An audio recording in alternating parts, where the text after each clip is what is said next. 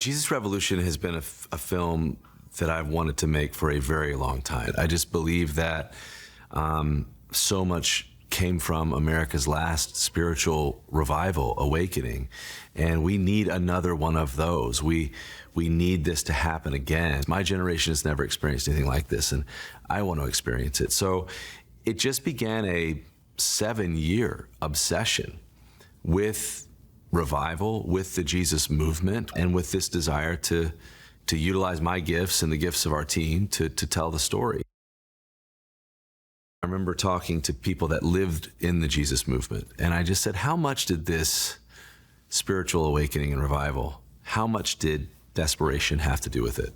And they said it was everything. It was just a desperate time. Just the idea of like, where can I find hope and where can I find answers? These were all questions that were being asked then, and they're all questions that are being asked now. So I think after COVID, in the world we live in, the story is even that much more relevant. Greg was a teenager, as was his wife, Kathy, at the very origin of the Jesus movement in Southern California. He was a part of it. And so we just bonded and just became great friends. And the idea was, how can I use my skills as a filmmaker and his skills as a pastor and as an evangelist, and how can we tell this story? And how can we tell it in a way that will make a generation say, maybe this could happen in my time and in my generation.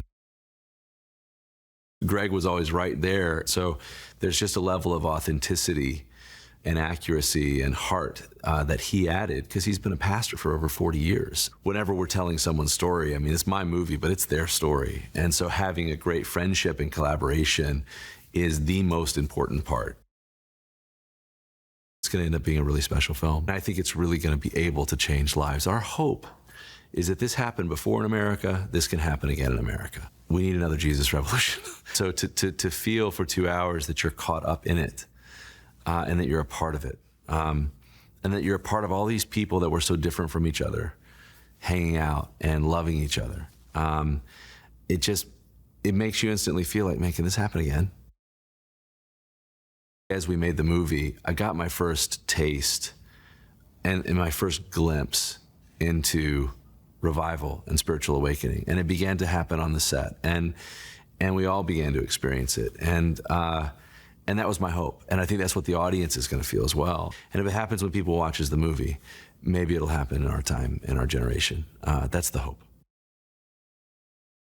I would say that filming the Jesus Revolution was magical. I've had more fun making the movie than I have in so long. And there was just something so powerful about it. I felt like God was just in the movie and what we were doing, and it felt like being strapped to a rocket, you know, and there was a lot of, you know, whatever you want to call them, moments of divine intervention, God moments as we made the film.